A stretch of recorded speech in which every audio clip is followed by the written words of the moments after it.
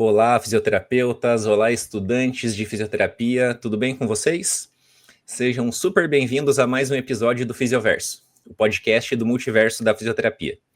Vocês já nos conhecem, sabem que recebemos sempre grandes nomes da nossa profissão para que conheçamos as suas histórias, saibamos quais caminhos essas pessoas optaram por percorrer, para que a gente fique inspirado por essas histórias. Afinal, temos muitos grandes profissionais em todas as diversas áreas aí do multiverso da fisioterapia. Hoje o nosso programa não vai ser diferente. Uma área que já apareceu aqui no Fisioverso, talvez não exatamente com esse nome, mas hoje vocês vão adorar o nosso convidado, tenho certeza que vai ser um bate-papo super produtivo. A gente vai falar de uma área super interessante, que talvez a gente use esse nome pela primeira vez aqui no Fisioverso, que é a fisioterapia forense. Então, talvez, só por falar já esse título, você já associe a alguma pessoa que você conheça dessa área. Tenho certeza que você vai gostar muito do nosso bate-papo de hoje. Quem está falando com vocês aqui é o João Ruaro, eu sou fisioterapeuta, professor da Unicentro, em Guarapuava, no Paraná, membro da Abrafito e tenho uma página dedicada a investimentos e finanças pessoais para profissionais da saúde, porque, como eu sempre digo aqui, cuidar da nossa saúde financeira também é fundamental. Então, se você tem interesse sobre esse tipo de conteúdo, tenho certeza que você vai gostar do que eu trago por lá, só me procurar no Instagram, @investidordoutor, que você vai me achar lá. E aí, Sibeli, tudo bem com você? Olá, pessoal. Oi, João. Sempre bom estarmos aqui em mais uma gravação. Como o João já, comentou aí no início, a gente sempre cumprindo com o nosso propósito aqui no Fisioverso de trazer pessoas que a gente tem certeza que vão inspirar vocês que estão iniciando na carreira de fisioterapia, vocês que já estão aí há um bom tempo, porque a gente traz profissionais de todos os cantos do Brasil e hoje, voltamos um pouquinho aqui para o Sul, mas profissionais que trabalham em tantas áreas do que a gente sempre reforça e insiste aqui no Fisioverso, da melhor profissão que existe. Sofrida, a gente tem um monte de perrengue, mas como todas as outras, a vida não é fácil para ninguém, para nós, fisioterapeutas, não haveria de ser diferente, mas a gente, o João falou, talvez a primeira vez que a gente está trazendo aqui no Fisioverso essa área de atuação, mas novamente para reforçar o quanto hoje a fisioterapia nos proporciona possibilidades, diversas possibilidades, e a gente hoje vai ter com certeza um super bate-papo. Aqui quem fala é a Sibeli Knaut, eu sou fisioterapeuta, especialista em fisioterapia neurofuncional, quem me acompanha já sabe, eu tenho duas talvez linhas de atuação mais fortes ali, que é a neuromodulação e a dor neuropática. Então, se você tiver alguma dúvida sobre isso, pode me procurar. Mas, deixando de falar um pouquinho de mim, aqui do próprio Fisioverso, eu tenho a honra de chamar ao palco do Fisioverso de hoje o doutor Douglas Garcia. Mas antes do Douglas entrar, roda a nossa vinheta.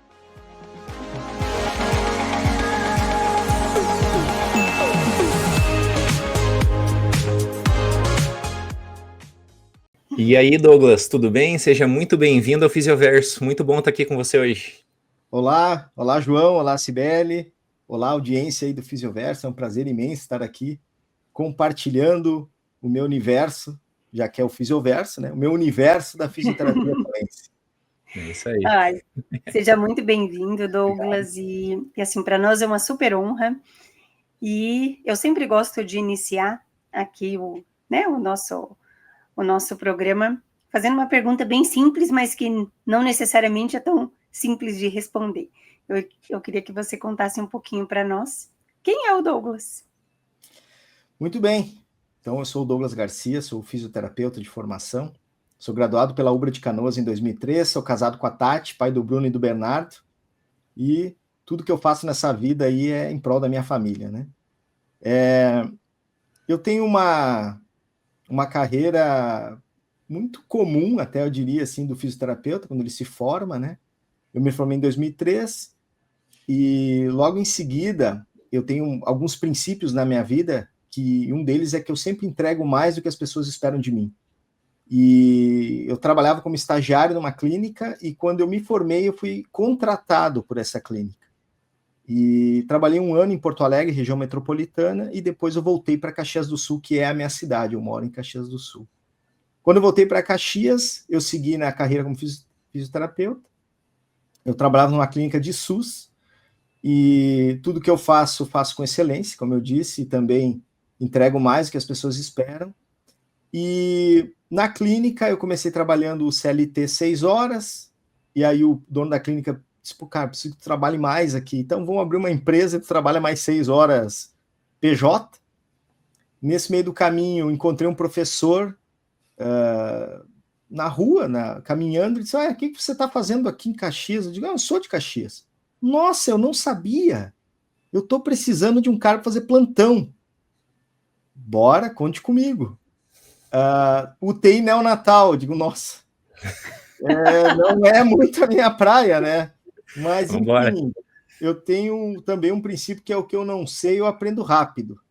E aí eu fui conversando, fui acompanhando ela nos atendimentos. Comecei atendendo só o final de semana, mas logo em seguida eu já fui convidado a trabalhar também durante a semana. E essa foi a minha rotina até mais ou menos 2011.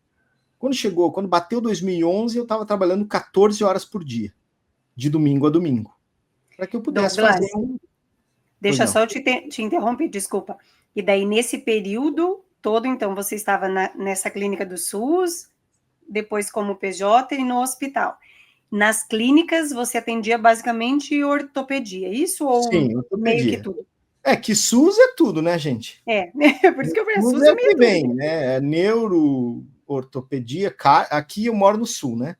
Então, o que acontece? Nós temos muita doença respiratória no inverno, então vinha muita criança com bronquiolite, aí na clínica do SUS a gente fazia fisiorrespiratória, aspirava as crianças, cara, tudo, né? Então, era meio de tudo. Então, nesses primeiros aí 8 anos de formado, você, como você falou, né? Acho que foi uma trajetória meio comum ali, né? Meio que aceitando o que vinha até se encontrar de fato, talvez, né? Isso. Aí o que aconteceu em 2011? 2011 estou trabalhando 14 horas por dia. Inclusive, os horários que eu tinha buracos na clínica, aquele horário de meio da tarde que ninguém quer, 3 horas, 10h30 da manhã, que não é nem perto do meio-dia, nem no começo da manhã, aqueles horários do meio da manhã, eu acabava encaixando pacientes domiciliares, e eu fazia domicílio até no sábado. Às vezes até no domingo fazia domicílio. Por quê? Porque quando a gente não entende de empreendedorismo, você foca em trocar tempo por dinheiro. Então, quanto mais eu trabalhava, mais dinheiro eu recebia, mas isso ocupava muito o meu tempo, né? E lá em 2011, a minha esposa ficou grávida. Nesse momento, eu tive um inferno astral, porque a minha cabeça era assim, eu saio de casa, meu filho tá dormindo. E eu chego em casa, o meu filho tá dormindo. E, cara, você trabalhando de domingo a domingo, você vai ver essa criança quando?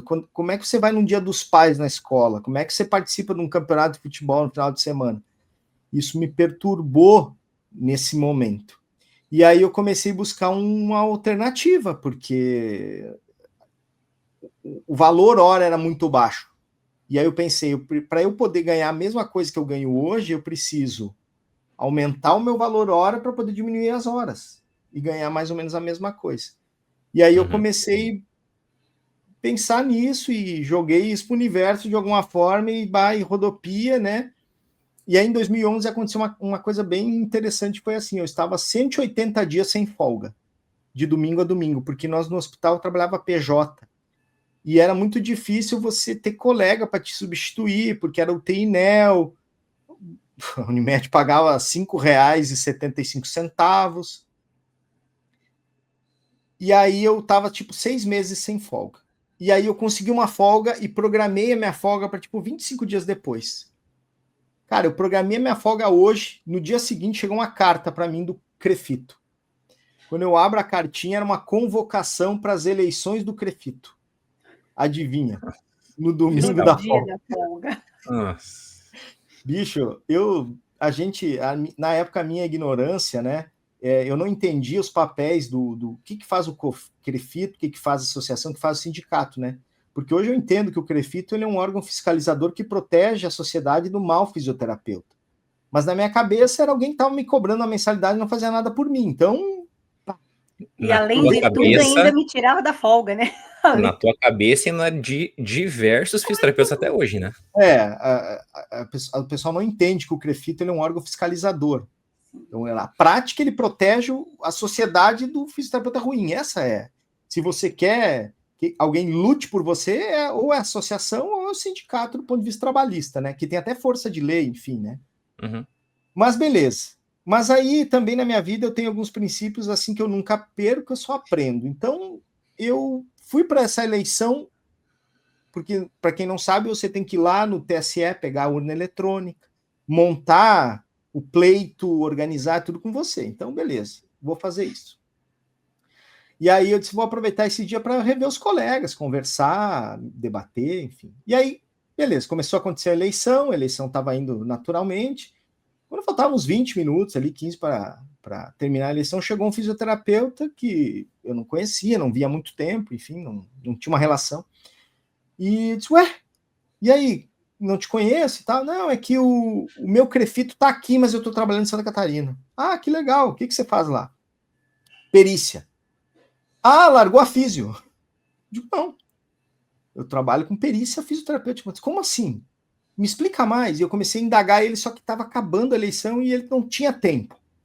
Aí ele, pera um pouquinho. Pegou o telefone, fez uma ligação. Uma pessoa atendeu do outro lado. Só, fulano, tem um maluco aqui que quer estudar fisioterapia forense. Tu não manda um livro para ele? A pessoa do outro lado disse, sim. Tá, qual que é o teu endereço? Eu passei meu endereço. E ele disse, tu vai receber um livro. Eu disse, jura, né, meu? Quem é que faz uma coisa dessa, né? Mas enfim. Passou uns 15 dias, chegou esse livro na minha casa. Fisioterapia Forense, do professor Ricardo Wallace das Chagas Lucas. Sabia que ele foi meu professor na faculdade? Olha isso. Bom, então conhece a peça, né? Ele foi pouquinho tempo, mas ele foi, porque ele é aqui de Curitiba, né? Eu fiz faculdade. Bom, eu não estou em Curitiba, né? Falei isso. Ele é daqui de Curitiba, não, ele é de lá de Curitiba, mas eu sou de Curitiba, né? Fiz faculdade de lá e ele foi meu professor. Pois bem. Aí chegou esse livro dele aqui para mim. E eu comecei a ler e não entendia nada. Nada. Eu disse, meu Deus, é isso, bicho. Isso aqui é muito disruptivo. E aí eu também não acredito em acaso. Eu acredito que você está preparado para as oportunidades. E aí passou isso. Eu sempre digo para os meus alunos, vocês são privilegiados. Agora tem Fisioverso para te divulgar as coisas, tem Instagram, tem canal no YouTube, tem Spotify. Na época, para você comprar um curso, você recebia uma mala direta, que era um folder no correio. E aí, abria minha caixa do correio um folder com tipo um cardápio de cursos, tipo Avon, só que dos cursos, né? Aí olhei, comecei a ver os cursos. Olhei, perícia judicial e ergonomia para fisioterapeutas. Eu digo, nossa, que coincidência. Aí era em Novo Hamburgo, que é uma cidade 120 quilômetros da minha. E o cara ia entregar esse curso em 3 finais de semana. Sábado, domingo, sábado, domingo, sábado, domingo. 3 finais de semana corridos. Eu lembro que na época era um curso assim que era metade de uma pós-graduação. O preço era caríssimo. Uhum. E eu disse, mas cara, esse conhecimento é muito específico. É natural que custe mais caro. Eu tive essa leitura. E eu comprei. O cara vomitou conteúdo, mas vomitou, porque era muita coisa. Ele falou de perícia, ele falou de ergonomia, ele falou um monte de coisa, deu uma apostila desse tamanho e se vira. Eu peguei aquele conhecimento e comecei a buscar uma oportunidade. Conversando com advogados, com juízes, comecei a buscar uma oportunidade, mas assim, sem muita pretensão, sabe? Buscar uma oportunidade. Aí, quando chegou em novembro de 2011, um advogado me contatou e disse, Douglas, eu estou precisando do teu trabalho para defender um cliente. O cliente vai sofrer uma ação trabalhista numa cozinha de um hotel e eu preciso fazer a defesa porque a pessoa disse que ficou doente trabalhando no hotel e não ficou. Tá bom. Peguei o processo, estudei o processo, fiz o que tinha que ser feito, fui no dia da perícia, acompanhei a perícia, né? E dei o meu melhor naquele documento. Mas eu não tinha um conhecimento profundo nem de ergonomia, nem de perícia, nada. Então, o meu foco foi fazer biomecânica. Eu puxei a brasa para o meu assado, porque se uma pessoa adoece jogando futebol, ela adoece trabalhando, ela adoece de outras... É biomecânica, é cinesiopatologia, que é o movimento adoecendo alguém, ou patocinesiologia, que é uma doença atrapalhando o movimento. Fui para esse lado, entreguei o documento e passou, né? Fiz o que tinha que ser feito. Deu uns 45 dias, o advogado me ligou. Douglas, sucesso, laudo procedente para o cliente, vamos ganhar ação, vem aqui, vamos acertar os honorários. Beleza. Saí de Até casa. então você não tinha perguntado. Isso. Não, se não. Você valor, teve nada. ideia se você ia ganhar 0 ou se você ia ganhar um monte. Eu sou desses. Eu gosto primeiro de... Eu precisava uma oportunidade. Sim, sim. E eu fui atrás dessa oportunidade. Certo. E aí eu ia dirigindo e pensando quanto que eu ia cobrar. Daí a síndrome do cachorro vira-lata faz o quê na sua cabeça, né? O que eu vou cobrar? Uns 50 pila o deslocamento, uns 200 pila o documento, uns lucros cessantes por eu ter perdido uma hora, sei lá, mas...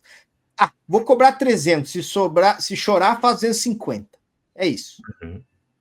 Sentei na frente do advogado lá e elogiou, falou, porra, incrível, o documento me ajudou, a gente mostrou a realidade, blá, blá, blá.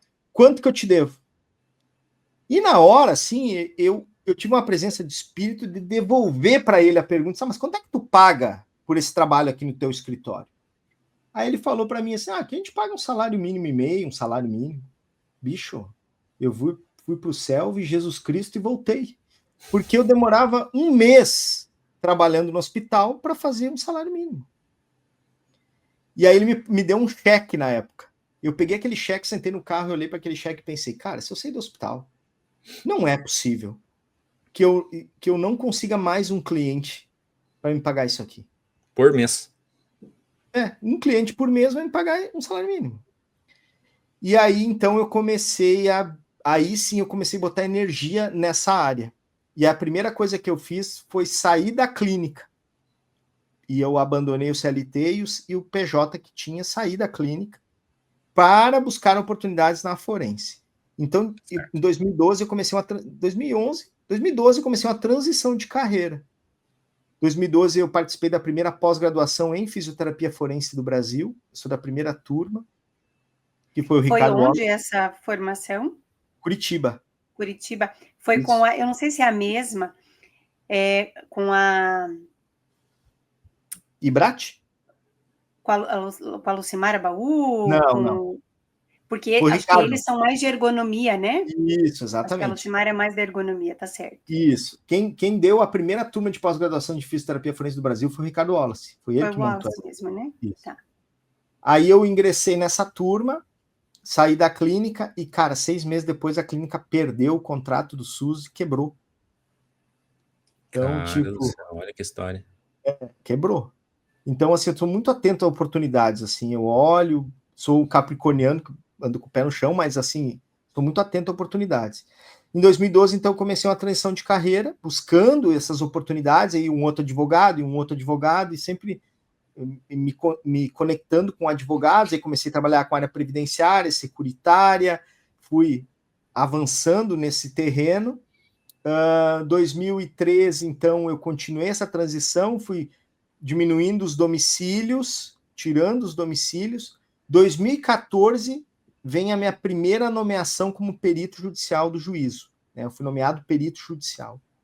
E aí, em 2014... Douglas, deixa eu te cortar, se me perdoe, tá? Não, claro, nesses 2 primeiros anos, então, ali, né, dessa transição, aí, 2012 e 2013, aquilo que você, né, pensou lá atrás, será que eu não consigo um cliente por mês?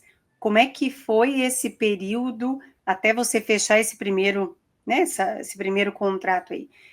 Como é que foi, né, essa sua busca ativa? Você continuou trabalhando com esse mesmo advogado que já tinha te contactado lá atrás? Como é que foi? Isso. Eu comecei a montar uma carteira de advogados. uma carteira de clientes advogados. Eu fui pegando um, fui pegando outro, e o case de sucesso vai usando como prova de que o seu trabalho funciona. Ó, eu trabalhei aqui nesse processo, está aqui o número do processo, olha lá o resultado, positivo e tal. E aí a busca ativa de outros profissionais, por indicação, por rede social, participando de eventos presenciais, principalmente na OAB, e vou me conectando, né? Fazendo um network, vai conectando e vai trazendo mais advogados para a carteira. Quanto mais advogados você tem, mais trabalho você tem. Então, de 2002 a 2014, eu fui fazendo esse movimento de conexão e também fui buscar oportunidades junto ao juiz, junto aos magistrados. E o que aconteceu? A primeira vez que eu bati na porta do magistrado, ele disse que não tinha oportunidade para fisioterapeuta, só médicos e engenheiros. Uhum. E aí eu fui continuando trabalhando como assistente técnico, que é uma das partes do processo, auxilia uma das partes no processo. E quando eu fui buscar a oportunidade como perito em 2014, que daí eu não consegui na minha cidade, que é Caxias do Sul, eu fui buscar uma oportunidade em Bento Gonçalves. E quando eu sentei para conversar com o doutor Silvio Ney, que é o juiz que me nomeia há 12 anos, 11 anos, ele olhou, eu levei um currículo e um modelo de laudo, e mostrei para ele, ó, esse aqui é o laudo que eu vou entregar. Ele disse, nossa, muito bom. Aí eu olhei para ele e falei assim, ó, se o senhor me der uma chance, o senhor vai receber o melhor laudo que o senhor leu na vida. E mais, eu sou comprometido com o prazo, eu nunca vou atrasar um laudo para o senhor. É só me dar uma oportunidade, você nunca mais vai ter dor de cabeça com isso. Então tá, vou te dar. E aí ele me deu a oportunidade, eu tô lá até hoje. Mas aí é que tá a diferença do profissional que de fato quer, né, Douglas? Você mostrou pela tua história até então, que você tá contando aí, que abençoado esse servidor do Crefito que te nomeou, hein, cara, como fiscal da eleição. Você já foi agradecer esse cara? Tu sabe que eu nem sei quem foi, mas... Olha, cara, estou agradecendo, né? Não, agradeço a você. Se foi você, você se lembra. Fica o registro aqui do seu agradecimento, mesmo que a pessoa não venha a saber, mas está registrado, né, Douglas? Porque exatamente, veja o que no momento, isso foi para você uma coisa ruim. 180 dias, 6 meses, sem nenhuma folga, na sua primeira folga. Cara, eu tenho certeza que na hora você ficou muito puto com isso, porque era o dia que você ia descansar e aquela coisa toda, né? Meu filho já tinha nascido, né? Douglas, isso, assim, esse dia, cara, mudou a sua vida. Veja como a vida é. Isso é surreal, porque quando você esperaria que naquele dia, e ainda no finalzinho, né? Não foi nem no início, no meio, foi no finalzinho ali você teve contato. E quem que era esse colega que é gaúcho que estava em Santa Catarina? O nome dele é Guilherme Sartor. Olha só, cara, que esse cara história. Agora, ele não é mais, ele nem trabalha mais com isso, ele virou um empresário do ramo da imobiliário, ele constrói conjuntos habitacionais, loteamento. Ele compra terreno, monta e trabalha tal. Com loteamento. Isso, exatamente. E ele tá morando em Santa Catarina agora, hein? Continua. E tá no corre dele, cada um fazendo o seu e tá tudo certo, porque exatamente. A vida às vezes... Ele já entrou em live minha e escreveu assim, pergunta aí quem é que entregou esse livro. Aí foi o Guilherme. Então os dois devidamente reconhecidos, o Guilherme nominalmente e o funcionário do Crefito 5, que no momento ali, ou se foi aleatório, um sorteio, qualquer coisa ali, mas era para ser você, a vida... Geralmente é aleatório mesmo, é sorteio, né, que se faz. E é meio eleição, igual a eleição normal, né, não de conselho. E é obrigatório? É obrigatório e você às vezes fica indo ali umas vezinhas. E recebe Douglas, em casa de surpresinha. E nesse primeiro momento ali, esse primeiro processo que você participou, o que de fato você fez? Você fez uma avaliação fisioterapêutica de um paciente que era um funcionário de uma empresa? Foi isso? Teve dois momentos a perícia. Teve uma perícia na cozinha para ver os movimentos que ela fazia, se aqueles movimentos poderiam ter causado o adoecimento que ela disse que tinha. Okay. Então era uma perícia ergonômica focada no local de trabalho, e depois teve uma perícia na pessoa, uma perícia físico-funcional, que até ambas perícias foram feitas por um médico. E aí eu acompanhei as perícias, foi feita a avaliação física, eu acompanhei a avaliação física que ele fez e fiz o meu parecer de assistente técnico, porque a gente tem muito erro nos nomes, né? Às vezes o cara tá lá no consultório e diz assim, eu fiz um laudo para o meu cliente. Comercialmente até é aceitável falar laudo, mas se for pegar a letra fria da lei e os termos corretos do direito, o laudo só é emitido pelo perito oficial do juízo.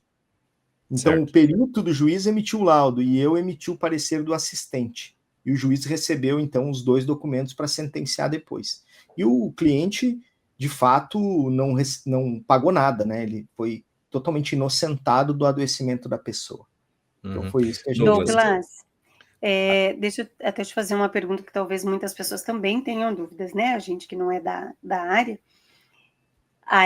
Você, como o advogado, por exemplo, né? Geralmente ele escolhe, nem sei se é certo usar esse termo, né? Tipo, escolhe um lado, né?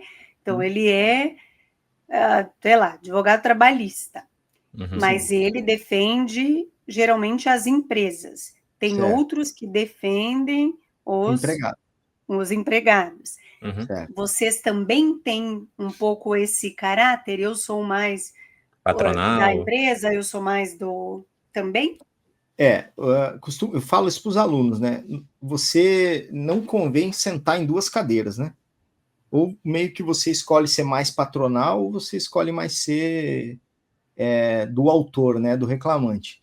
Por que isso? Porque, querendo ou não, você não vai mentir no processo, mas normalmente você enaltece as qualidades do seu cliente. Perfeito. E minimiza os defeitos dele. E eu sempre falo, é uma linha bem tênue para você escorregar na sua ética, né? Tem que ter esse cuidado. Mas sim, e inclusive a lei permite isso, tá? O artigo 466, parágrafo 1º do Código de Processo Civil diz o seguinte: o assistente técnico, ele é de confiança da parte e ele não está sujeito a impedimento ou suspeição. Ou seja, o fato de você conhecer o cliente e abraçar a causa dele não te impede de fazer isso e nem te deixa suspeito. Você não pode... Ai, que suspeito ele está defendendo ele. Não, ele é de confiança da parte. Então é natural que isso aconteça. Só tem que ser uma coisa bem estruturada. Eu tenho aqui clientes patronais, às vezes o advogado me chama para ir junto, para fazer o cliente sofreu um processo, vamos lá fazer uma reunião. Aí o advogado já está no carro me dando esporro, né? Pô, você não vai lá encher a empresa do cara de defeito, né? Não, vou falar a verdade para ele. Às vezes eu chego lá, o cliente mostra e digo, cara, e aí, qual que é a sua defesa? Então, a minha defesa é que você deve ir para o acordo. Pô, mas eu não quero. Bicho, tu não tá preparado para receber um perito aqui. Tá uma porcaria esse serviço aí, cara. Aceita mas eu tô te contratando para me defender, mas eu tô te defendendo. Eu tô te dando uma baita diminuindo o teu prejuízo, né? Exatamente. O prejuízo vai ser maior. Se a gente pudesse falar em outras palavras aqui, isso que você falou, Douglas, é como se o conflito de interesse fosse permitido, correto? Isso, exatamente. Eu tenho conflito de interesse, é meu conhecido, é meu amigo, estudou comigo, blá, blá, blá, mas eu tenho a possibilidade de defendê-lo através dos meios legais. Claro que é o que você falou, eu tenho que cumprir o rito processual, eu tenho que... eu não vou saber também aqui os termos técnicos, e me perdoe se eu ou a Sibeli falarmos os termos errados aqui, porque não é a nossa área de atuação, então, e realmente quando a gente entrevista pessoas que são dessa área, relacionada à fisioterapia do trabalho, a gente percebe o quanto vocês têm um conhecimento legal, legal no sentido de legislação, e eu acho isso muito bacana, cara, porque não deixa de ser uma forma do fisioterapeuta também, além de explorar uma nova área de atuação, ganhar novos conhecimentos, fazer networking com outras pessoas, levar a nossa profissão cada vez mais longe e ser respeitada pela prática fisioterapêutica, ou seja, por mais que você está fazendo um rito processual, um documento legal, você está sendo fisioterapeuta. E isso é maravilhoso, né? Você está exercendo a profissão até para muitas vezes aqui esses termos ficam um pouco mais complicados. Talvez a gente está com um estudante de primeiro período que está entrando no curso agora. Basicamente, pessoal, o que o perito faz ali, o juiz, ele não entende de fisioterapia, de medicina, de engenharia, ele entende de direito. Então, os profissionais que são nomeados peritos ali no processo, e Douglas, me corrija se eu estiver falando abobrinha aqui, ele vai tentar fornecer para o juiz a melhor informação possível para que ele tome a decisão correta. É muito simples, mas é isso, não é verdade? Vai munir o juiz da informação para que ele tome uma decisão fundamentada, julgar, né? Assim. Né? Exatamente, para julgar o caso, né? Um ponto importante é que, só para a gente voltar no conceito de fisioterapia forense, quando eu falo isso normalmente numa palestra, o pessoal faz um link assim, fisioterapia forense, que legal, CSI, o Mentalista, Criminal Minds. Aí eu digo, dá uma segurada pelo seguinte, a gente não tem nada para avaliar num cadáver. Então, assim, primeiro o cara tem que estar vivo. O nosso forense é de fórum, é de litígio, de discussão. Então, assim, sim, o juiz, ele precisa dessas informações, mas eu quero dar um passo atrás, porque existem processos administrativos que não envolvem a justiça.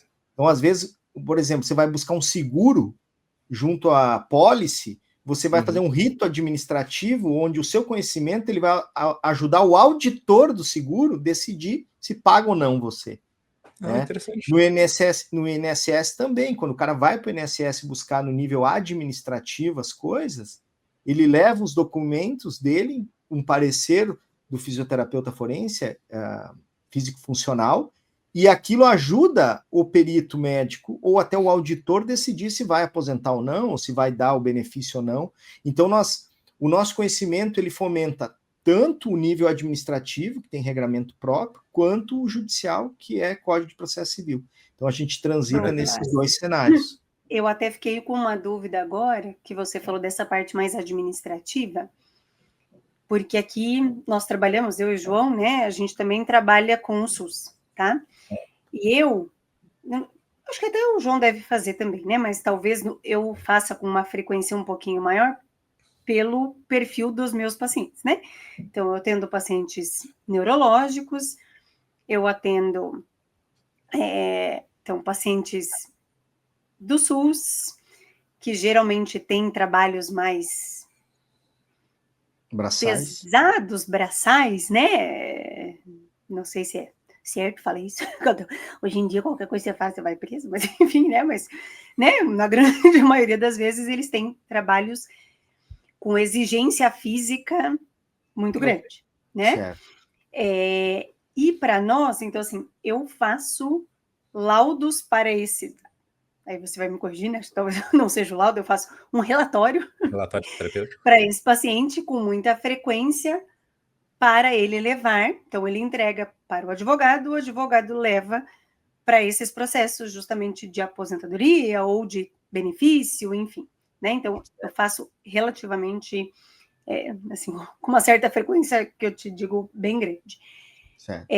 Vou fazer só um parênteses para chegar na pergunta. Hoje, o que tem me ajudado muito, porque assim, aí ao contrário de vocês, e o João falou muito bem uma coisa que eu iria falar, assim, uma das minhas grandes amigas é da fisioterapia do trabalho, e eu falo para ela, assim, a coisa que eu mais admiro, assim, é o jeito que vocês falam, né, assim, vocês têm uma fala, assim, muito, muito boa e muito convincente. Às vezes eu brinco, eu tenho até medo, porque você consegue me convencer de umas coisas que, se eu parar bem para pensar depois, não é bem assim, né? Vocês têm um poder porque de convencimento. Porque o parágrafo 2º do artigo 5º, assim, você já fica com o pé atrás, né, Cis? E vocês têm um conhecimento de legislação que é fora de série. Tanto é que nós tivemos a oportunidade de estarmos juntas, única vez, né? Não vou dizer nunca mais, mas quero que seja nunca mais, a única da vida que eu estive no Crefito, Deus que me defenda, foi com ela, e assim, ela ajudou muito, porque esse conhecimento de legislação, quando você está numa autarquia, assim, é extremamente necessário, né?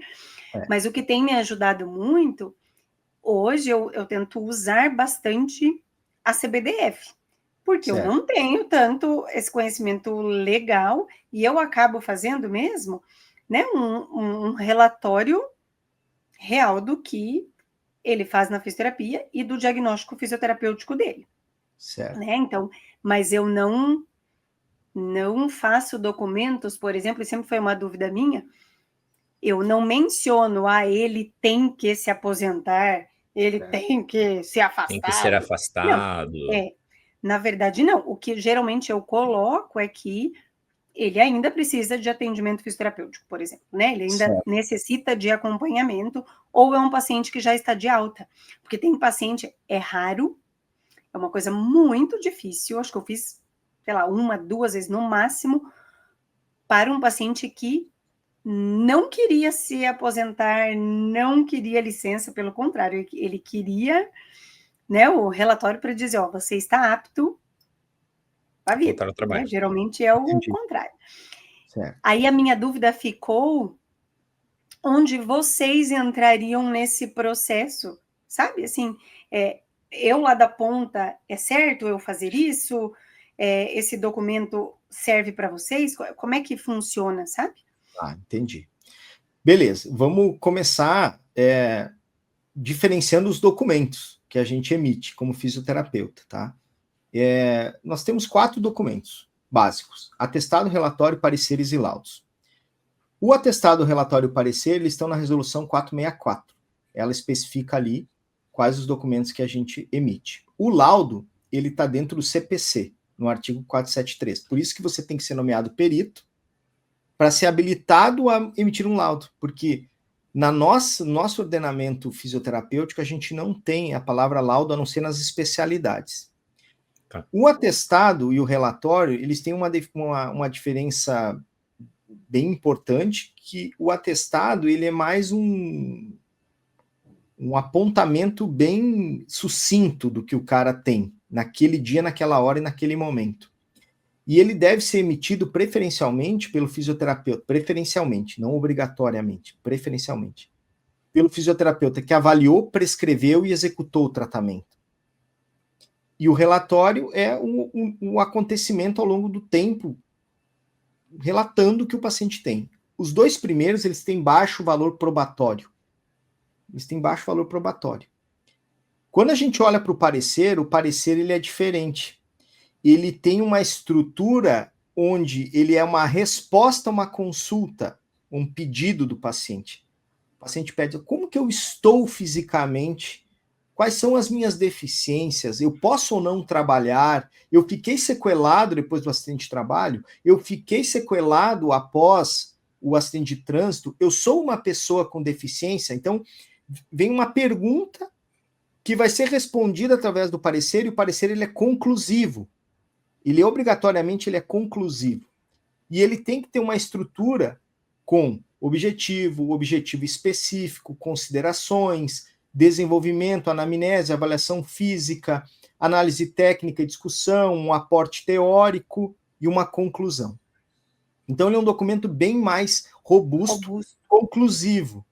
E aí sim, você, Cibele, mesmo não sendo uma fisioterapeuta forense, você pode, pelo ordenamento do conselho, fazer esse documento. Você não é obrigado a ter um título para fazer isso. Só que, obviamente, quanto mais titulado você for, mais peso tem a sua assinatura e maior é o valor probatório daquele documento, porque isso sim o juiz vai olhar. Uma coisa é a Cibele assinar e outra coisa é um fisioterapeuta forense com um QR Code linkado na BFF assinar. Tem diferença. Até porque eu acho, né, não Douglas, vai ser só um título. Não, cara, na prática isso faz diferença. Conta, e eu acho que não conta só do peso da assinatura, no meu entendimento, né? Conta justamente acho que pela tua capacidade técnica de elaborar, porque assim, eu coloco ali um pouco do que você falou, sabe? Eu tenho certeza que muitos devem fazer, mas se eu pegar, né, se nós dois fizéssemos exatamente o mesmo documento, eu tenho certeza que o meu não estaria nem perto do que você iria elaborar com as mesmas informações que eu tenho, pela sua capacidade técnica. Eu faço, eu coloco anamnese, eu coloco todos os testes que eu fiz, diagnóstico fisioterapêutico, né, a parte mais funcional ali, o que o paciente faz de atividade, participação, o que ele tem de limitação, restrição, eu até coloco. mas eu tenho certeza que, assim, não tem nem comparação. Não consigo nem imaginar que seja comparável um documento ao outro, sabe? O que a gente faz é que a gente vai se especializando nessa matéria, né? E aí, Naturalmente você vai se tornando melhor. a redação pericial, ela é uma habilidade que Com você vai certeza. construindo com o tempo. Então, como que você... E eu falo muito para os alunos, quando você vai escrever um parecer, ele tem que ter uma narrativa. Ele é uma história contada que, ao final, tem uma conclusão amarrada com toda a história. Então, às vezes o aluno, professor, será que eu consigo aposentar um fulano que tem fibromialgia por invalidez? Eu digo, olha, só com essa frase não, porque ninguém se aposenta por fibromialgia. Mas se você construir uma narrativa mostrando, sei lá, a pessoa o exemplo que a gente já aposentou uma agente comunitária. Como que ela vai andar no meio da comunidade, subindo e descendo o morro, estressando com morador, tipo, ela tá toda bagunçada, não dorme bem, ela não consegue. A partir do momento que você contextualiza a história e conclui, Isso, é muito mais fácil de entender. Por isso que eu te Exatamente. falei, eu não sei se vocês usam, Douglas, assim, para mim, hoje, e daí, assim, eu não faço parecer, tá? Para mim, isso está muito claro aqui nessa nossa conversa, acho que nunca fiz o parecer, vamos lá. Eu faço o relatório, tá? Para mim, mesmo nesse relatório, usar a CBDF me ajuda a ter essa linha de raciocínio, Cibele, tá? Isso me coloca hoje, até essa versão da parte 2, que eu tenho, inclusive, mobilidade, a participação, né? Então, assim, isso me ajuda na construção, talvez, um pouco desta narrativa, né? Mas eu não chego nessa parte mais de conclusão, de fazer tudo, né? Enfim. Mas o meu ponto da minha pergunta é se hoje, eu não sei de fato o quanto isso é obrigatório, o quanto isso acontece. Então, assim, eu fiz o meu relatorinho lá, básico, tá? Para esse meu paciente. Hoje sempre, então, vai ter um fisioterapeuta, não necessariamente um fisioterapeuta perito, quem que realmente vai ajudar nesse processo para realmente dizer, usando, claro, o meu relatório, mas não só isso, eu entendo que não é simples assim, que vai dizer, ó, seu João, o senhor, então, sei lá, vai se aposentar, o seu João, né, vai ganhar ali a assistência, né, o afastamento, mas não se aposenta, né, vai ter ela, sei lá, por 3 meses.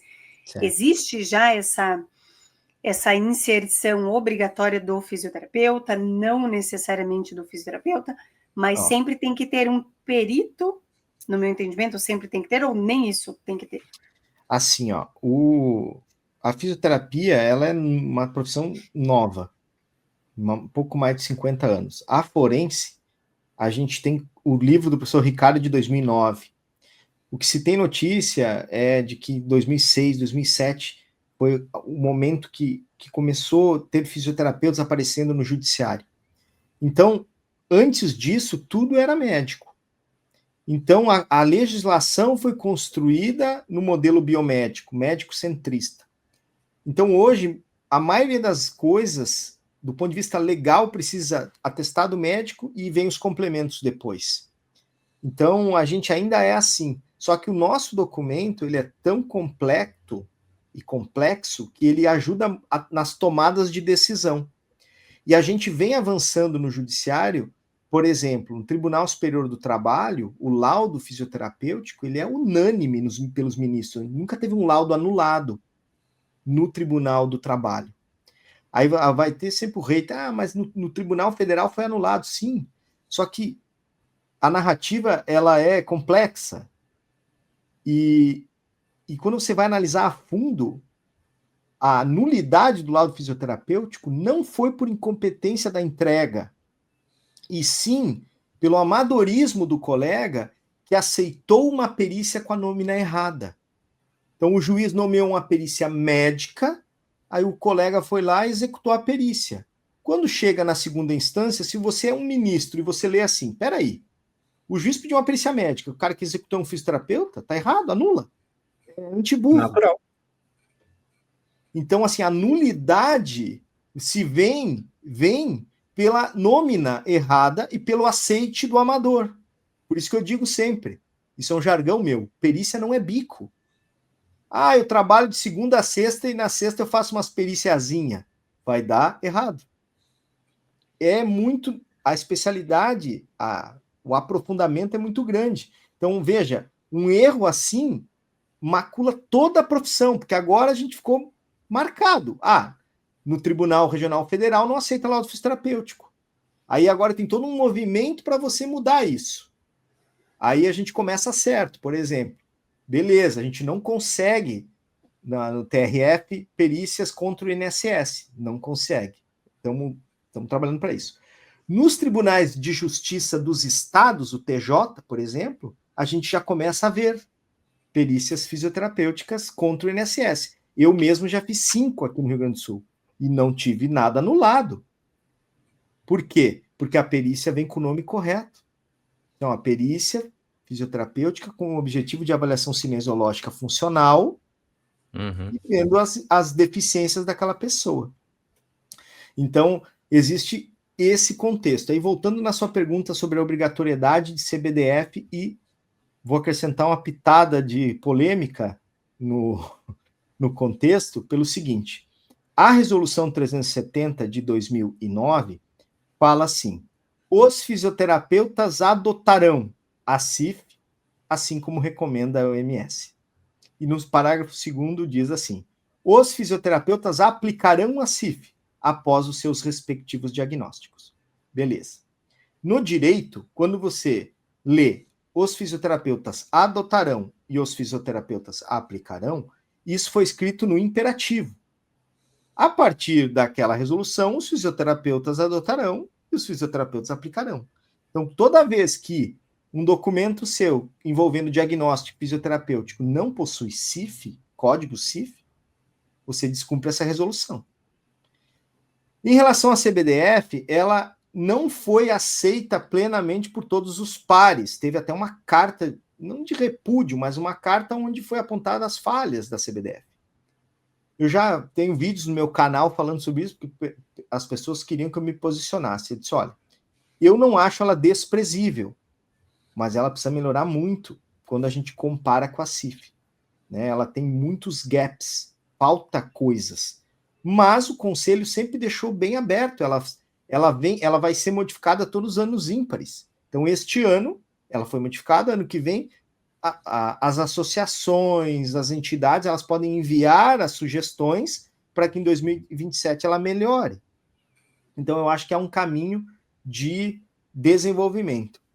O fisioforense, ao final dos seus documentos, ele sempre vai ter, na sua conclusão, das deficiências, código S, código B, das limitações de capacidade e restrição de desempenho, código D, eventualmente códigos ambientais e na sequência vai ter um outro item escrito do diagnóstico fisioterapêutico e vai ter a CBDF na sequência. Então a gente usa tudo. Perfeito.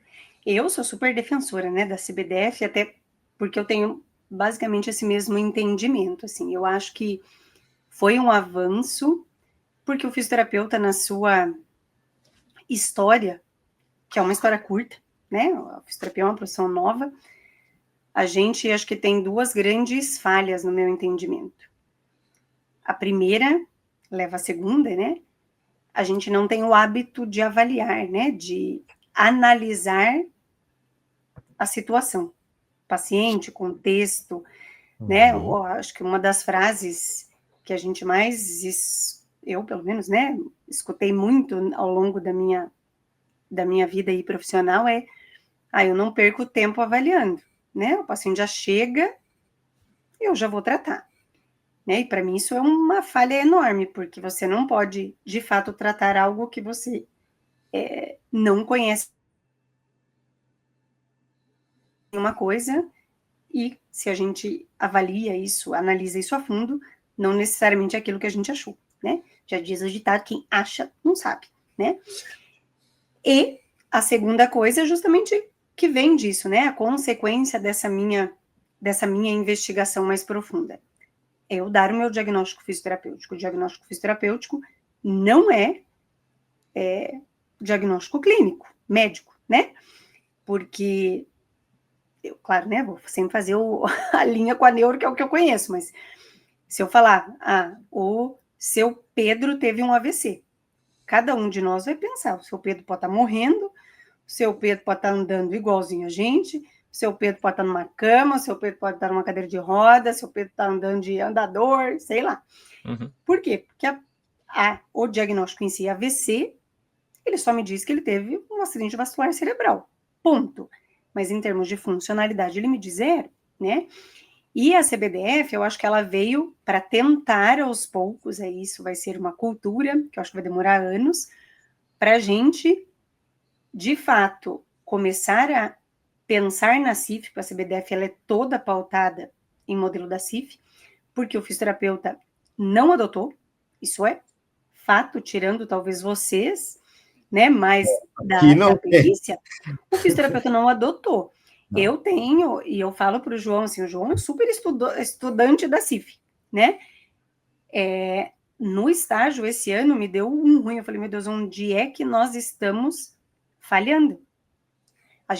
Eu e uma outra professora, colega, a gente mudou a nossa ficha de avaliação do estágio da neuro, e nós desenhamos aquele modelinho chucrinho da CIF ali, né? Condição de saúde, função, estrutura, atividade. 100% dos alunos que passaram com a gente no estágio, elas falaram para nós, falando elas, né, porque acho que só tinha meninas, mas, né, os alunos falaram, a gente não tem ideia do que isso seja. Então, assim, para mim, 2025, um aluno de último ano de graduação me falar que ele olha aquele modelo da CIF e ele não tem ideia do que seja, assim, nós estamos errando em alguma coisa, né? Para mim isso é fato. Não estou nem dizendo que ele sabe os detalhes da CIF, codificar, isso é tudo bem, pode até ser aceitável. Agora, o aluno me falar que ele não tem noção do que é aquilo foi para mim uma dor no coração. Mas enfim, então eu acho que a CBDF ela veio para dar uma, sei lá, né, uma forçada talvez no fisioterapeuta se apropriar, inclusive da CIF, mas de certa forma pegar da CIF aquilo que é mais específico para a fisioterapia. E eu acho que o grande ponto da CBDF é esse, a gente começar a usar, porque hoje eu sei, eu te digo, várias falhas que tem, mas porque eu uso no meu dia a dia. Então, assim, eu estou usando a hora que eu, sei lá, vou avaliar uma criança, não é minha área muito, neuropediatria, tenho trabalhado muito, né, porque no SUS acaba que eu tenho que atender tudo, mas tá faltando tal informação. Hoje, eu vou anotando, porque eu sei que eu posso depois juntar tudo isso, mando lá para o COFITO. Claro que isso é estudado, nem tudo que eu escrever vai ser acatado, né? Não é uma decisão de imagina se todo mundo começar a colocar, vira um Frankenstein. Mas pelo menos a gente pode dar essa contribuição, e eu acho que a gente só consegue contribuir quando a gente está usando. Dificilmente ia sair um modelo perfeito de cara, né? Até porque são poucas pessoas que estão trabalhando nisso, e são 400 mil pessoas que, em tese, usam isso de fato. Então, eu acho que a gente consegue contribuir aos poucos, né? Mas eu acho que as pessoas também precisam usar. Eu acho que ainda, infelizmente, como foi com a CIF, a gente tem muito pouca gente que usa, de fato, né? Que está ali adotando no seu dia a dia, ainda é muito pouco, né? Mas, enfim. E assim, né? Talvez a única profissão que tem um capítulo, 2, na verdade, na CIF, tão apontado para a profissão seja a fisioterapia, porque o capítulo 7 é o sistema musculoesquelético, né? E o S7, né? De estrutura. E no de função, você tem as funções relacionadas ao movimento. Então, tipo assim, ninguém mais... Como que é nós. É nós. A OMS nos deu essa baita ferramenta. Exatamente, né? Exatamente. Douglas, deixa eu só voltar a um conceito que você falou antes, que eu achei bem interessante, porque eu quero ver até a tua opinião sobre isso. Certo. Você falou que teve algum imbróglio judicial ali, no sentido de um colega ter feito uma perícia, que saiu com o nome de perícia médica, né? Sim. E aí eu quero entender se no judiciário existe o entendimento social que talvez a palavra médica tenha. Então, deixa eu contextualizar para que vocês entendam. Muitas vezes, as pessoas falam assim, não sei o que, ela da área médica. Mas, na realidade, elas estão se referindo à área da saúde. Concordam? Sim, Talvez é muito comum. esse juiz, ao denominar perícia médica, ele não estava querendo direcionar a um profissional médico, e sim a algum profissional da saúde, talvez. Exato. Isso aconteceu, de fato, foi isso mesmo, Provavelmente. e talvez essa nômina médica, ela tenha um entendimento social mais amplo de não que seja um profissional da medicina, especificamente falando, porque Exatamente. a medicina é uma profissão extremamente antiga. É natural que essa nômina ela venha sendo usada de geração em geração e ficou um termo comum para se referir a um profissional da saúde.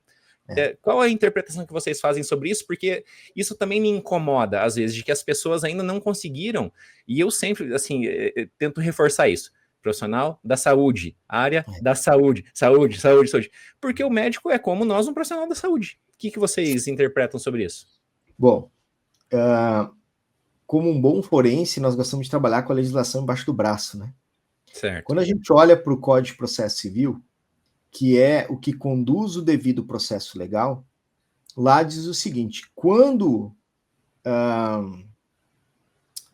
o juiz, quando a prova depender de conhecimento técnico ou científico, o juiz será assistido por perito. E o perito será nomeado entre os profissionais legalmente habilitados e cadastrados. Depois ele diz assim, que depois que o perito é nomeado, o juiz vai determinar o objeto da perícia. O objetivo, qual que vai ser o estudo daquela perícia. Então, veja, a perícia judicial, ela é técnica judicial, com um objeto de estudo, que quase sempre é funcionalidade, do nosso ponto de vista. Então, o correto seria o juiz dizer assim, nomeie uma perícia de saúde com o objetivo de avaliar fisicamente o autor, elaborar o nexo causal, verificar se tem incapacidade, verificar se tem deficiência. Essa seria a condução mais adequada. Mas, normalmente, a perícia sai como, né? Sai uma perícia médica com o objetivo de englobar qualquer coisa da saúde. E aí os médicos também usam o lobby, batem, porque a perícia é médica, a perícia fica aquela... Eu digo que é a mentira contada várias vezes até tentar virar uma verdade. Só que essa narrativa, ela se desconstruiu ano passado. Por quê? No CNJ, quando você ia cadastrar um processo de erro de um profissional de saúde, só tinha opção para cadastrar o quê? Erro médico. Então, se o esteticista fosse lá e fizesse uma agada... Ele fez um erro médico. Ele fez um erro médico. Aí o que aconteceu? Aí eles não querem. Aí nesse ponto que eu quero chegar, entendeu? A perícia médica eu quero, o erro médico não. Exatamente. Então, o que aconteceu? O CNJ mudou essa nômina. Ok. Então, por silogismo, a gente chega em qual conclusão? Se não existe mais erro médico, dentro do judiciário, mais perícia médica. Não existe a perícia médica. E aí a gente vem numa doutrinação, numa evangelização do judiciário nos pedidos. Então, eu ensino o aluno, se vier escrito perícia médica, você pede para trocar. Diz, olha, nomeei uma perícia de saúde com o objetivo de. E aí os alunos que trabalham... O nome correto, Douglas, é perícia de saúde. Não, o nome correto seria perícia técnica judicial. Perícia técnica judicial, ok. Sim, porque é um assunto técnico. Porque existe a perícia médica no INSS, por exemplo. Tá certo? Existe esta perícia. Só que a perícia médica do INSS ela é administrativa. Então você não tem perícia médica judicial, você tem a perícia administrativa. No judiciário, a perícia é técnica judicial. E por que ela é abrangente? Porque você tem perícia em obra, você tem perícia num celular, você tem perícia num carro que pegou fogo, você tem perícia documental. Então ela é abrangente de propósito. Não tem esse termo lá dentro. Entende? Então a gente vai corrigindo, só que, como eu disse, nós recém chegamos. Sei lá, não tem 1000 pessoas que trabalham com isso. É um longo trabalho. É um país... E eu acho... Mental, e só um detalhezinho, assim, com uma resistência absurda da medicina natural. Porque, Sim. queira ou não, isso tá, assim, estava completamente nas mãos deles, entre aspas, né?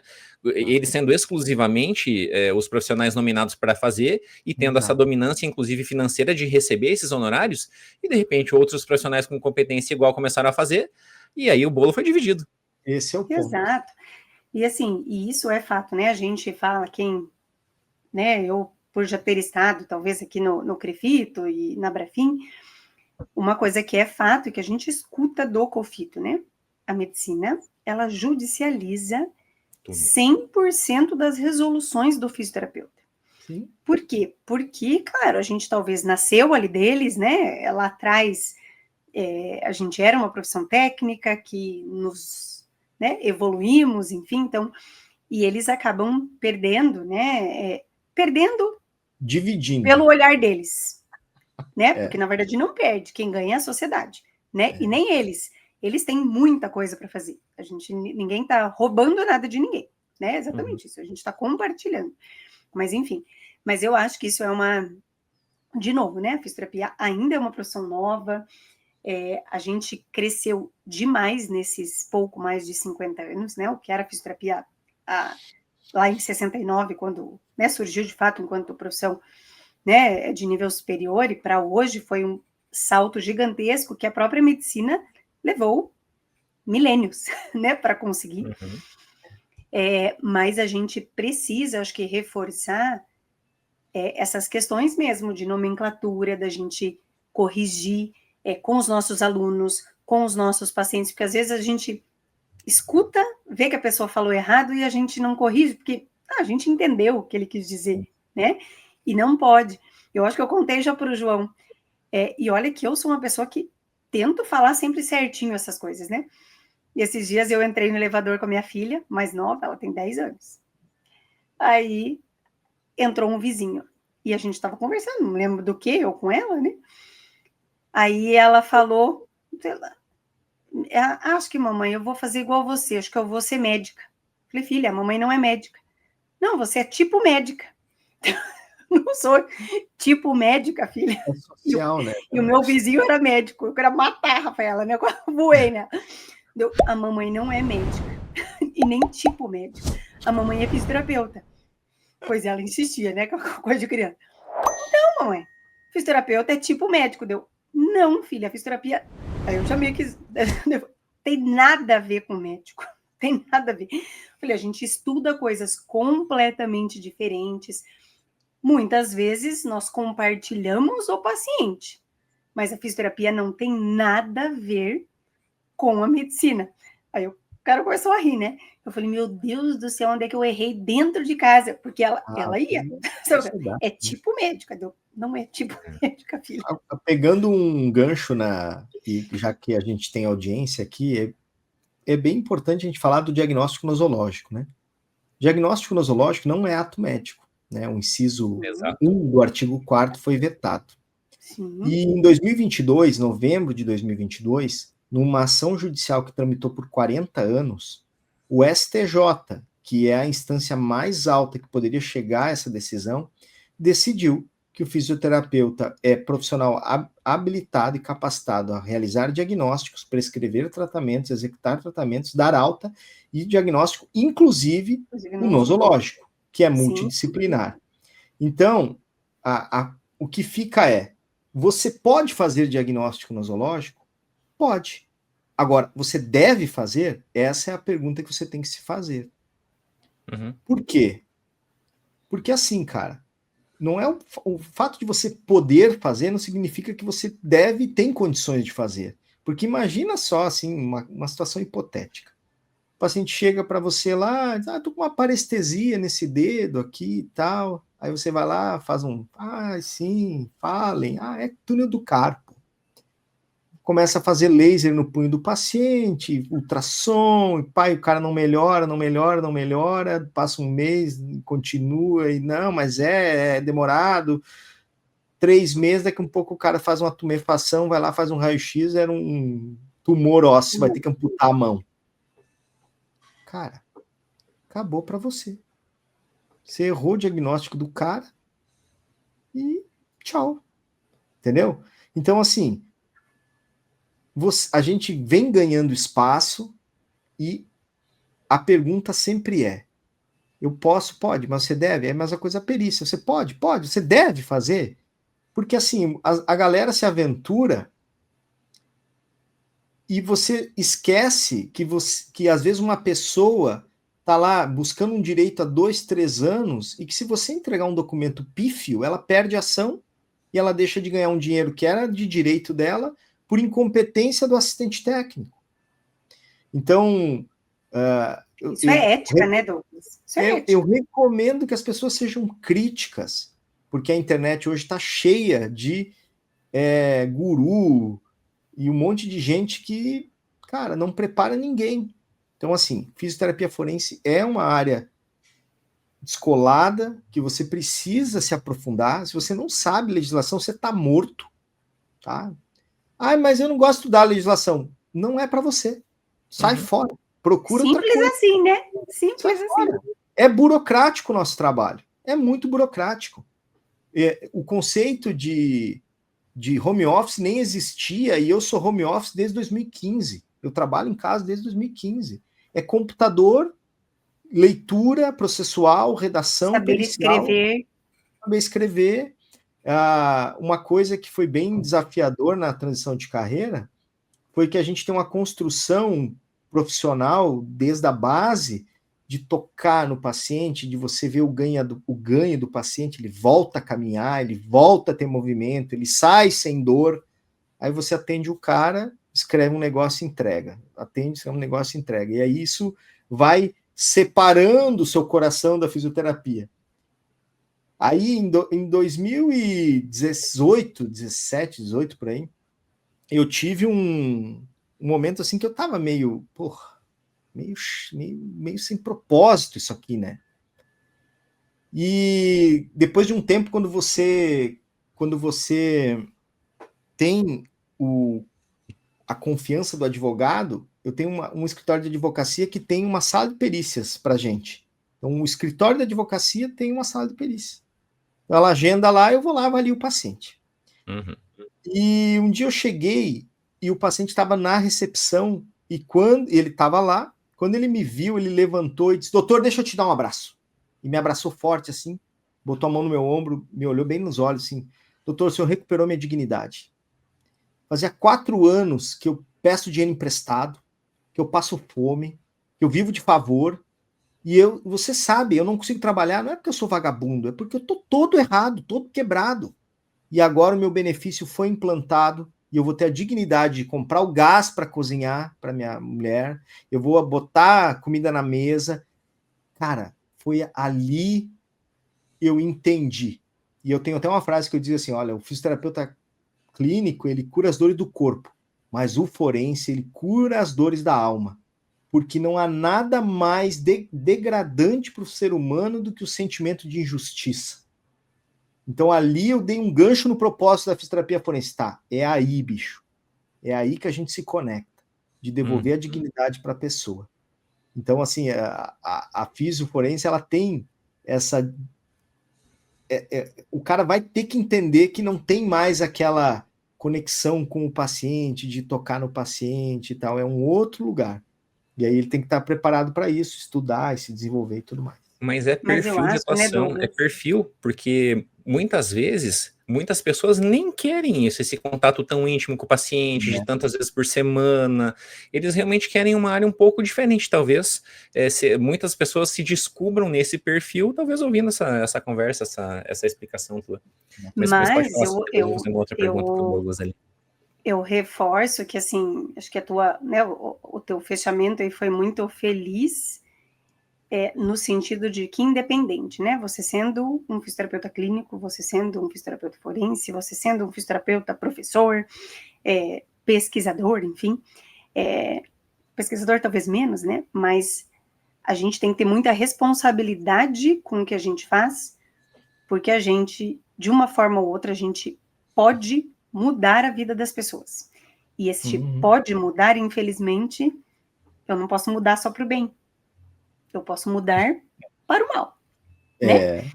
E aí que eu sempre digo, assim, a coisa que eu falo, o que eu fico mais feliz hoje enquanto professora, que é a minha atividade principal, é quando o aluno entende isso, sabe? A tua frase lá no começo. Tudo que eu faço, eu entrego mais do que a pessoa espera. E é isso que a gente deveria fazer, né? Sim. Entregar muito mais, porque assim, a vida das pessoas, ela está nas nossas mãos. E, de novo, assim, não é fácil, né? Você falou, eu posso fazer o diagnóstico? Pode. Você deve? Não, eu posso fazer. A gente tem uma formação generalista. Se eu quiser, como você falou, se eu quiser hoje, conversei com o Douglas, me empolguei aqui, vou lidar com a perícia. Eu posso? Você concorda? Não tem nada que Claro. diga, Sibeli, você não pode. Exatamente. Mas aí eu devo? Olha, então realmente, a Sibeli, meu Deus, né? 100 pessoas que vão estar nos ouvindo aqui vão falar, meu Deus, eu acho que é isso que eu quero fazer. Então, assim, vá fazer, mas se prepare, estude, né? A gente não... Hoje a gente falou e a gente fala em todos os programas. A facilidade hoje que existe na nossa vida é enorme. Eu posso ir daqui comprar um curso, fazer um curso online, posso fazer presencial. Eu tenho curso que dura 20 horas, eu tenho curso que dura 300 horas. Filho, formas de se capacitar hoje, a gente não pode dizer que a gente não tem, né? Exato. Muito difícil a gente falar, tem meu até Deus, demais. eu queria tanto aprender isso e não tem nada. É muito difícil, né? Não. Então, assim, só faça as coisas com responsabilidade. A gente tem alguns embrólios técnicos? Tem, por exemplo, né? O exemplo que você deu lá do que a gente achou que era túnel do carpo. Hoje, se eu pedir um exame, estou suspeitando, quero tirar essa dúvida, nem sempre esse meu exame vai ser aceito. Embora a gente tenha resolução que diga que a gente pode pedir exame complementar, Uma guerra, uma no briguinha. SUS e no plano de saúde, não aceita. É a nossa briga hoje. Não consegue. Mas isso também não quer dizer que só porque você não consegue, que você vai ignorar isso. Então, assim, conversa com o médico. Eu falo, hoje a gente tem que tirar essa nossa definição de patinho feio, de inferior. A gente tem condições, e se você não tem, vai atrás, de conversar de igual para igual com qualquer profissional da saúde, seja ele médico, enfermeiro, quem quer que seja. Óbvio que ele tem uma expertise em uma coisa que é maior que a tua, como você tem uma expertise que ele não tem, né? Mas aí converse, olha, estou suspeitando disso, né? Para nós, é que às vezes é muito comum, né? O paciente chega com um diagnóstico ali que a gente fala, caramba, não sei se é bem isso, né? Tá me cheirando outra coisa. Então vai, conversa, a gente tem meios de fazer isso, né? Mas, de novo, eu tenho que ter conhecimento, eu tenho que ter respaldo para argumentar. E isso não cai do céu, né? Não é nesse nosso bate-papo aqui que eu o Ru incorporei, agora virei o Douglas. Né? Vou sair por aí fazendo. Todo mundo vê a fruta, mas não vê a árvore, né? Douglas, A relação... Claro, por favor. Não, é que eu vou te fazer uma pergunta depois. Pode fazer suas considerações para falar assim. Tem uma relação muito saudável com médicos, tá? Muito saudável. Inclusive, quando o paciente chega para a gente para buscar um direito, e se eu analiso a parte documental e eu vejo que o diagnóstico está desatualizado, porque lembra da história da narrativa, né? Então, se eu estou pegando lá, às vezes acontece, o paciente tem assim documento 2018, 19, 20, 21, 22, 23. Aí ele tem um buraco na linha do tempo, aí ele tem lá um atestado em 2025, tem um silêncio de 2 anos ali. Aí vem um atestado meio aleatório, o que eu faço?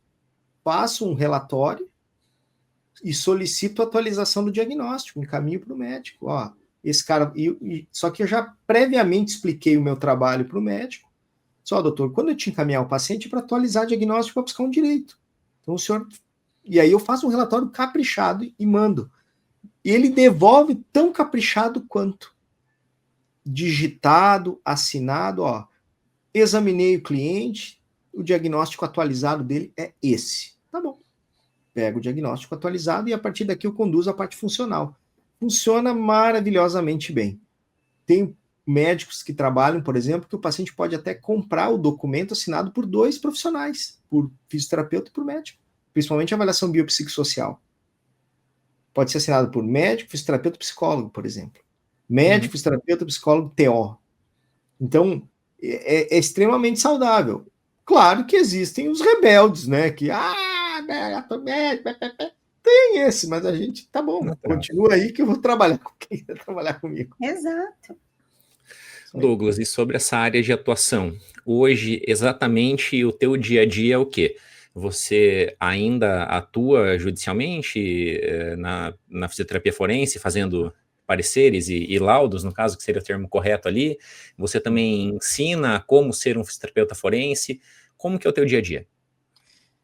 Até a pandemia, cara, até 2020, a minha carreira era 100%, 80% fisioterapia forense e 20% fisioterapia do trabalho. 2017, por exemplo, eu cheguei a fazer 30 perícias por mês como perito do juízo, né?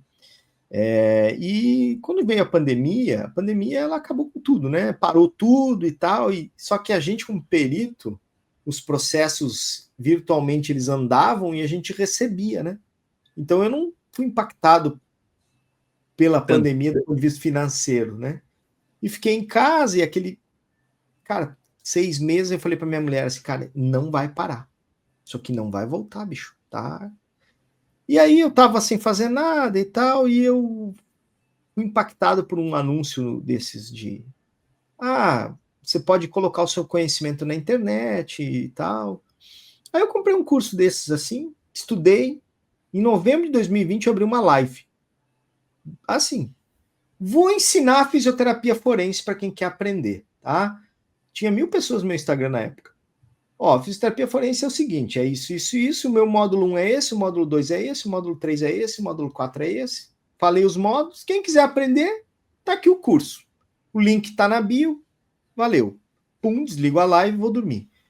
Quando acordo no outro dia, 9 vendas. Eu digo, miserável, vou ter que entregar, porque eu não tinha nada. Eu disse, não, eu vou honrar essas pessoas. Botei elas num grupo de WhatsApp, criei o cronograma e comecei a entregar as aulas ao vivo sobre fisioterapia forense. E disse, galera, eu acho, dentro do meu conhecimento, que vocês precisam desses módulos. Mas não tem problema depois a gente complementar com o que está faltando, dou uma mentoria, sei lá, eu quero ajudar vocês aqui. E eu fiz isso, cara, fui entregando, e conforme eu estava entregando os módulos, as pessoas faziam stories e me marcavam. Tô estudando com o Douglas, fiz forense e tal. E aí começou um movimento no Instagram, mas e aí? Quando é que é a turma 2? Eu digo, mas meu Deus, eu nem sabia que era a turma 1. E aí, em fevereiro de 2021, eu repeti a mesma coisa. Eu fiz uma live, galera, vou abrir a turma 2 agora. De Físio Forense, módulo 1 é esse, módulo 2 é esse. E aí, 12 matrículas. Digo, como eu sou empresário desde 2017, eu olhei para isso, cara, mas as pessoas querem estudar esse assunto. E me descobri professor, porque eu nem sabia que eu tinha o dom de ensinar. E as pessoas aprendiam o que eu estava falando, os meus mapas mentais, porque eu estudei muito. Eu fazia mapas mentais para não esquecer as legislações e tal. E repliquei isso. E desse movimento para cá, de 2021 para cá, a gente já está indo para a 32ª turma do Começando do Zero na Perícia, que é o curso de aperfeiçoamento que eu ensino fisioterapia forense.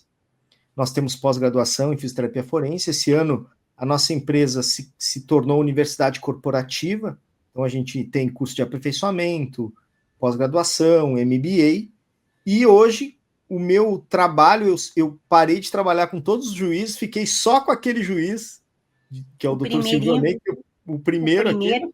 Eu trabalho só com ele, só para ele, e por honra, né? Fiquei trabalhando, e com os advogados das antigas, onde eu também tenho os advogados que eu trabalho, e faço pareceres, laudos, impugnações, quesitos.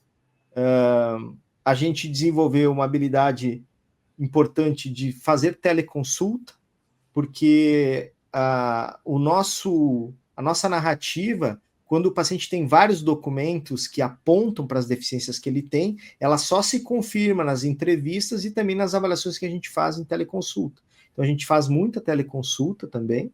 Quando a teleconsulta não é suficiente, a gente contrata um colega da cidade daquele paciente. Então, eu tenho clientes do Iapoque ao Chuí, eu trabalho, a gente chama isso de liberdade geográfica, porque, né, você Sim. pode... O que eu faço? Eu contrato o meu colega lá em São Luís do Maranhão.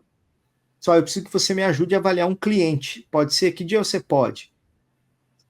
Quarta-feira às 16 horas. Beleza. Eu vou entrar ao vivo com você em teleconsulta junto para a gente ir conversando e você vai fazendo as fotos que eu preciso, pago a consulta do colega, ele emite um relatório para mim, manda, eu organizo, com base no relatório dele, faço o documento. Então, hoje a rotina é assim.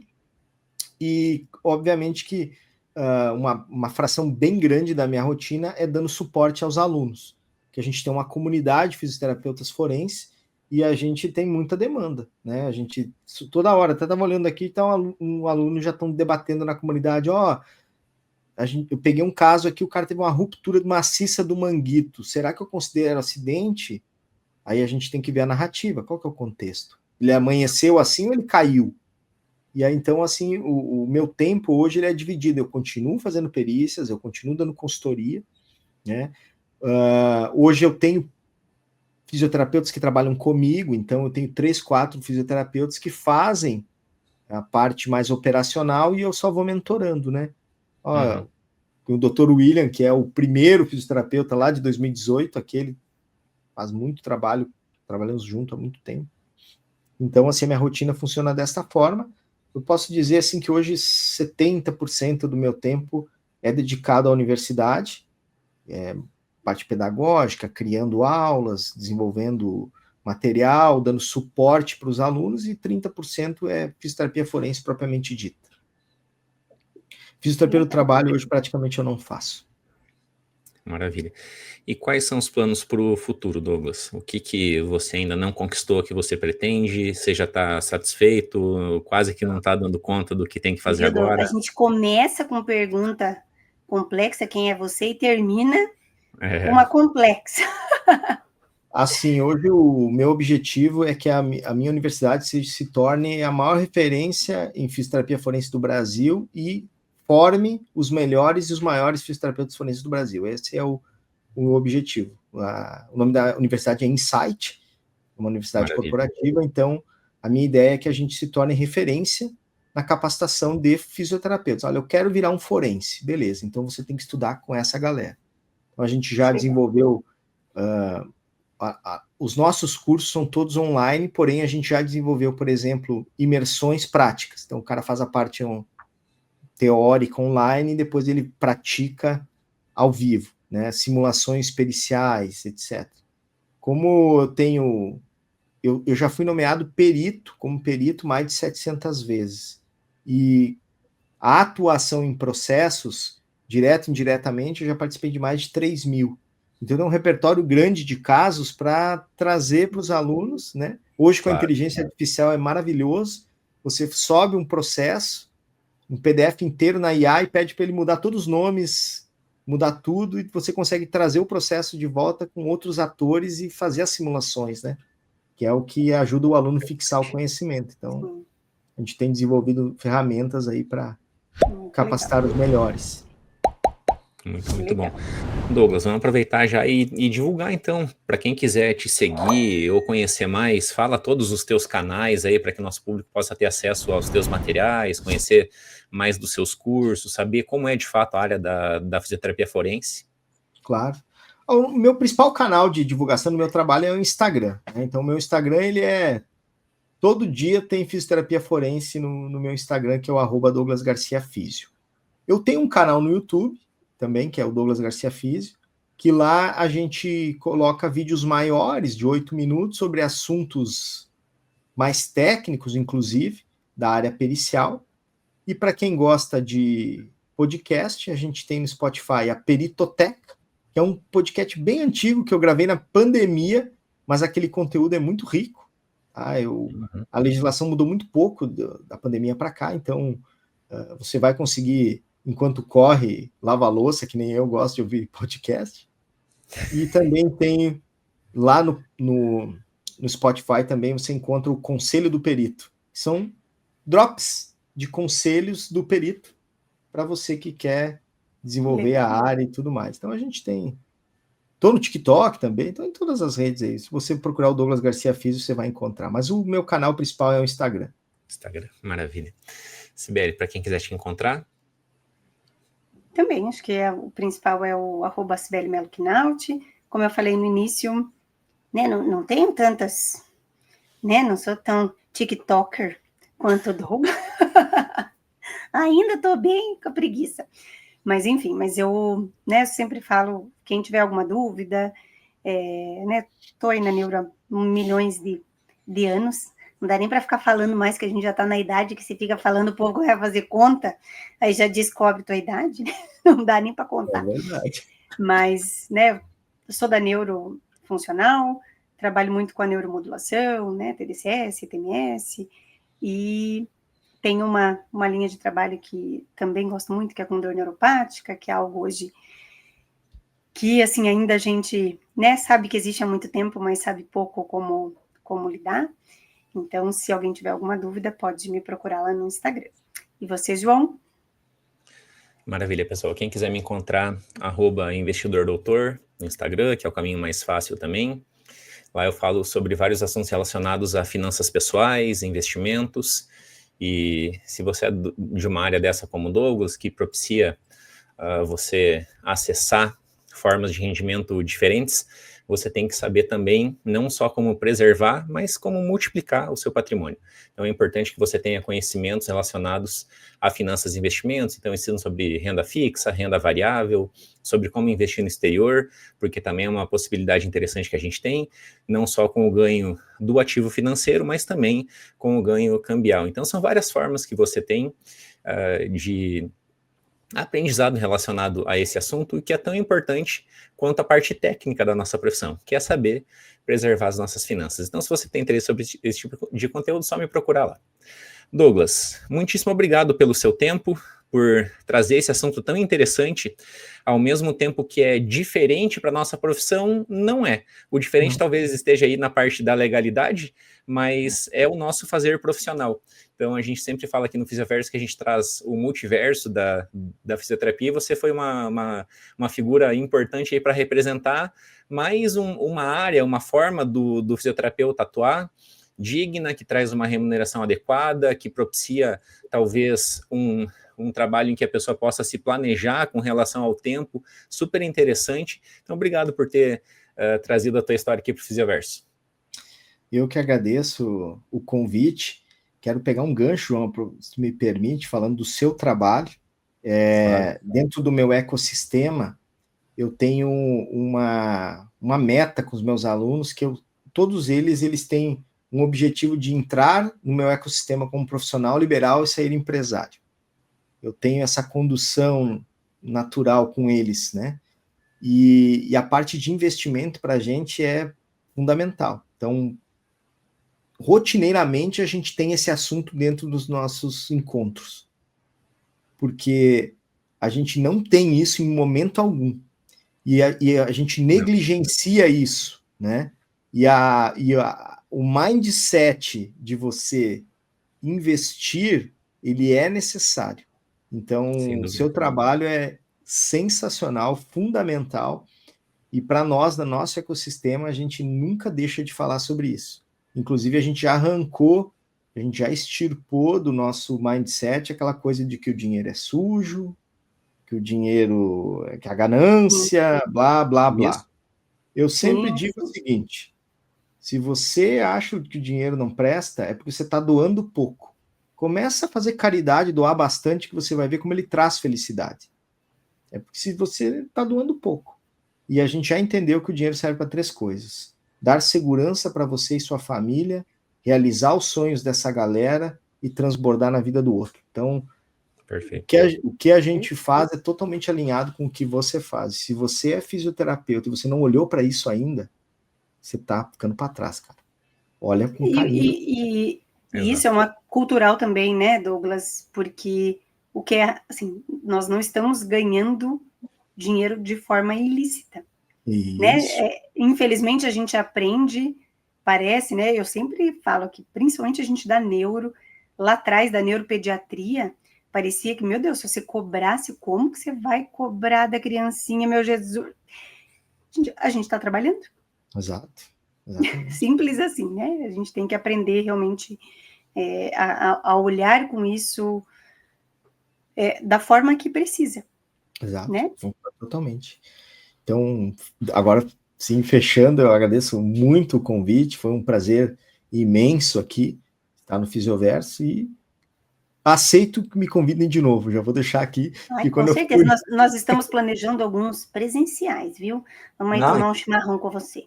E tem muito assunto que não foi abordado aqui ainda, que merece um episódio 2, um 3, tem muita coisa para explorar. Exatamente. Beleza. Douglas, muito obrigada. Reforço tudo que o João falou, foi um super prazer. Nos bastidores aqui a gente descobriu, né, que a gente conhece algumas pessoas em comum também. A gente fica muito feliz com a sua participação, com toda a contribuição que você teve. Quando a gente idealizou esse projeto, foi justamente isso, sabe? A gente queria trazer tantas coisas que a fisioterapia, na sua essência, ela pode proporcionar, e eu acho que isso, né, que a gente até falou no finalzinho de a fisioterapia, ela pode nos proporcionar uma vida digna. Sem dúvida. Né? E a gente, às vezes, muito lá atrás, a gente ouvia tanto, né? O fisioterapeuta é um coitado, morre de fome, a gente não consegue, né, dar uma vida digna para nossa família.